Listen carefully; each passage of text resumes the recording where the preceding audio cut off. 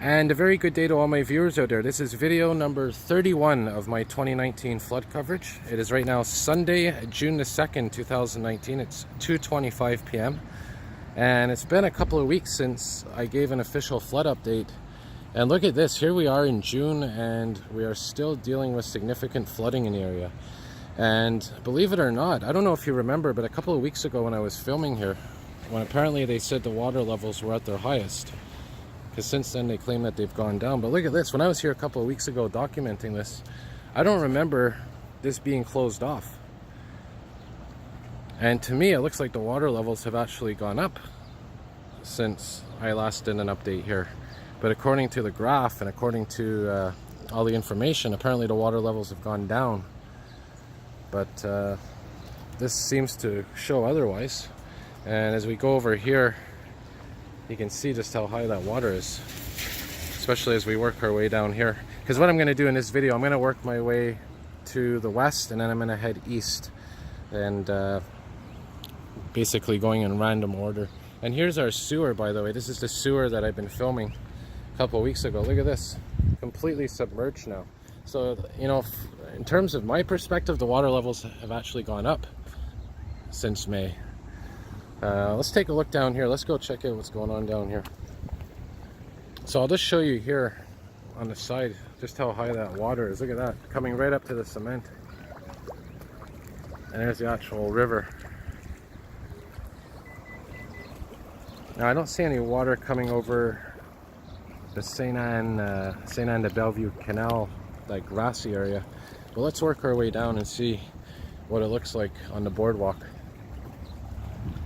But like I said, they've closed this section off, but we'll take a walk around and go into the next opening down here.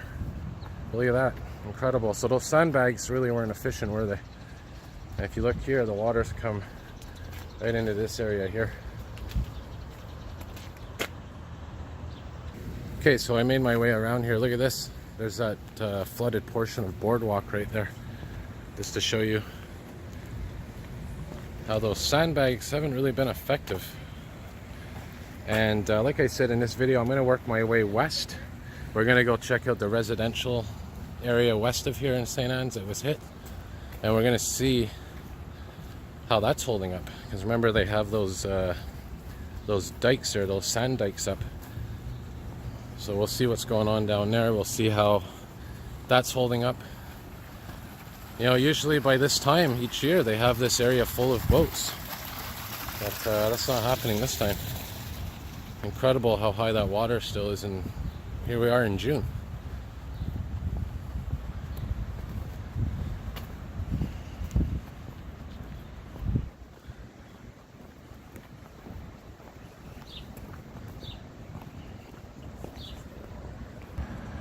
Alright, so we're getting closer to the locks. I just wanted to give a shout out to one of my subscribers, and one of the channels I subscribe to, local Sainte-Anne-de-Bellevue guy. His channel is The Bass Guy.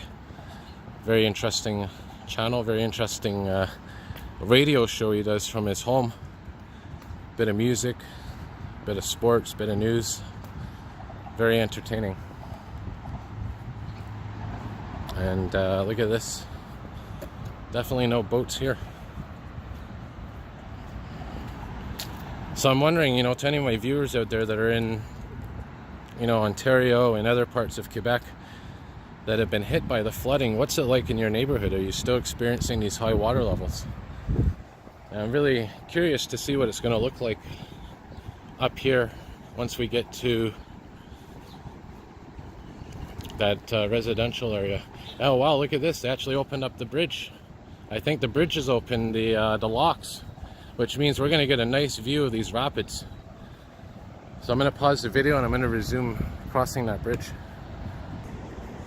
By the way, it is tulip season, or just ended. Tulip season just ended.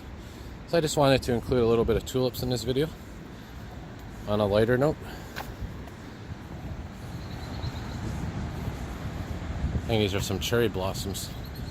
And of course some beautiful birds out here. Okay, so I'm going to try to make my way across the bridge and over there where those rapids are. I want to get a really nice close-up shot of that. But there's our water marker that we've been monitoring. What's that at now? The 34 mark, just below the 34 mark. So we'll go over there, check out the rapids, and then we'll check out the residential area and see what's happening there. Now they have the street opened up again, and I'm hoping this bridge is open. Oh, actually I was wrong. The bridge is not opened, unfortunately.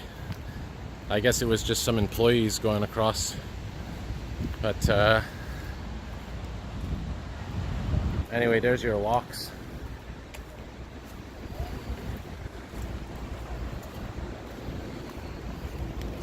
Alright, let's go check out what's going on down here. Oh, nice freight train going by. Those look like new locomotives too. Just wanted to get that in here for all my train lovers. Alright, so here we are. And this area looks like it's gone down a bit, the water. But we'll have to see. That area is flooded. That boardwalk there is completely flooded. And what I'll do is when the water level does go down and it's open again, I'll show you what it looks like down there. And we'll walk to the edge. So the water is not coming up here anymore. If you remember in my other videos, it was coming up right to here onto the street. So again, I mean, this is an update video. Still lots of pumps going on here and everything. You're gonna see they still got the pumps out. There's those pumps on the street. And apparently I think they're going to be doing a cleanup here in the next couple of weeks. So there's those dikes that they had, and this is where the water used to be, remember? In the earlier video. So it has gone down over here. I think maybe it's still high there because of the locks further east of me. So there's those pumps that we've been seeing, those battlefield pumps. And this is the main drain, literally. This is where all the action is going on right here. This is that drain where they've been working on rerouting all the water.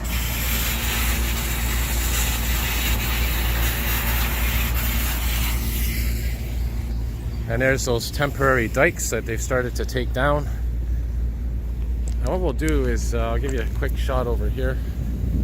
As you can see, still more rain falling. So they may have won this year, you know, this year in terms of the flooding and fixing, you know, alleviating the damage. They did a better job than in 2017, but, you know, like I was saying, they have those new flood maps that are coming out. So these flood maps basically tell you which neighborhoods and communities are most at risk for flooding. And, you know, like Sainte-Marthe-sur-le-Lac, which got hit hard just to the, I guess you can say the northwest of here. That whole neighborhood, that whole town could be designated a flood zone, which means that a couple of options if you live there. First of all, if your home gets flooded one more time, you might get a lump sum of money to repair your home. And then if it floods other years, you're not going to get anything.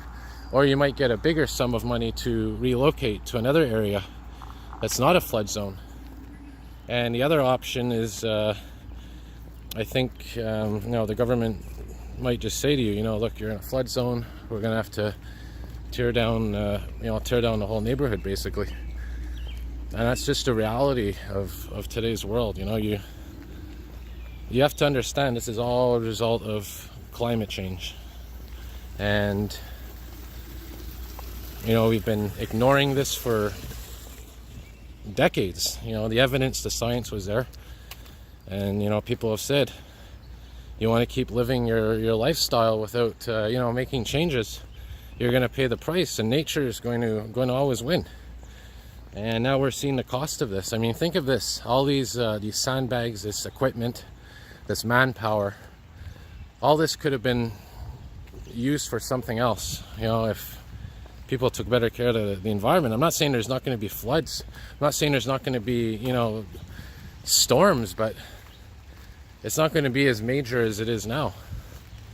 And you know, if you're doubting climate change and all that, just look at the stats, man. Stats don't lie. Science doesn't lie. So here's this Park Golden. So we'll see here how high the water is. This is going to tell us everything. Yeah, so it has gone down, hasn't it? But we'll check it out. And as I said in previous videos, you know, you can only do so much. And, you know, you can build sandbags higher and higher, build dikes higher and higher, but at the end of the day, if water levels keep rising, you know, you can only do so much. So let's go check out here, and I'll wrap her up. Yeah, so this is where this whole area was flooded before. If you remember, it was right up to those picnic tables. So they got this pump here now, and water levels have gone down. You can actually go on that wooden thing. So I'm going to wrap up the video here. So look, this could be my last video before I, you know, cover the cleanup and everything. So, you know, it doesn't look like it's going to go higher anymore this year because there's no ice or snow cover to make the flooding worse. But I got a feeling we're in for some very intense storms this summer and interesting weather events. So anyway, I'm going to wrap her up here, and for all my viewers out there, you know, that have followed me and subscribed to me, you know, I want to thank you all. And, you know, this is what I do every year. This is what my channel is about, you know, updating my viewers on things, weather, flooding, you name it. So thank you to all my new subscribers. Thank you to all my old ones. And if you have any questions or comments, feel free to, you know, just leave a comment or email me. I'll put my email on my channel there. All right, have a good day, everybody, and more videos to come. See y'all soon.